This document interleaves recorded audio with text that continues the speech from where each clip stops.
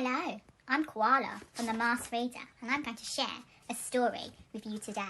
My story is called The Koala Who Could. In a wonderful place, at the breaking of dawn, where the breezes were soft and the sunshine was warm, a place where the creatures ran wild and free, a koala called Kevin hung to a tree. A nice grey fellow you never would meet, as soft as a soft thing from ear tufts to feet. His favourite way to relax in the sun was to cling to nap and to munch a leaf bun. He was terribly good at all these things. Yes, Kevin was king of the staying still kings.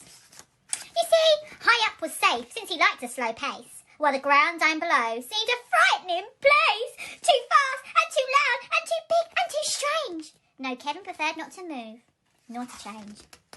So he clung to his tree as he knew how to do and was never too keen to try anything new. So when Wombat stopped by and shouted one day, "Hey Kevin, why don't you come down to play?" I think," he replied, "I should stay on my plant. I'm busy right now. No, I'm sorry, I can't." "Why not?" cried the Roos, who liked the idea. "Yes, why?" called the Dingoes. "You've nothing to fear." But Kevin, who wasn't the do-things-quick sort, said, "I've cleaning to do, but thanks for the thought." As Kevin sat watching them chatting and sharing, a part of him wished he could join in down there. But he knew he'd miss home, in the dark and the late. The whole thing was risky. Adventure could wait. Whatever the invite, he'd always say no. Oh dear, it seemed Kevin just couldn't let go. So his life was the same. No matter the day, the weeks came and went and the months just rolled away. And Kevin stayed still while the world moved around until he awoke to a worrying sound. Tap, tap, tap, the sound went.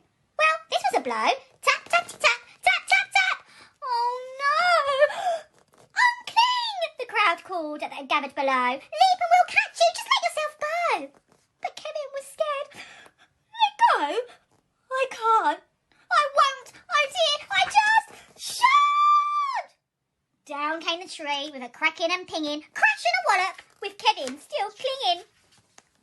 Kevin, he carefully opened one eye and looked up at the love staring down from the sky.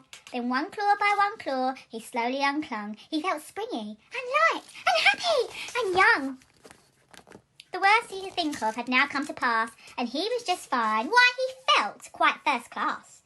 So when Wombat held out a most welcoming paw, Kevin, he didn't hold back anymore. When Dingo asked, "Now, will you come out to play?" the crowd all joined in with a "What do you say?" And even though this wasn't part of his plan, Kevin replied, "Yes, I think that I can."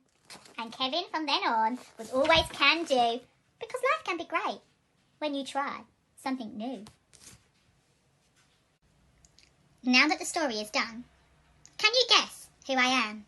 Who's this behind the mask?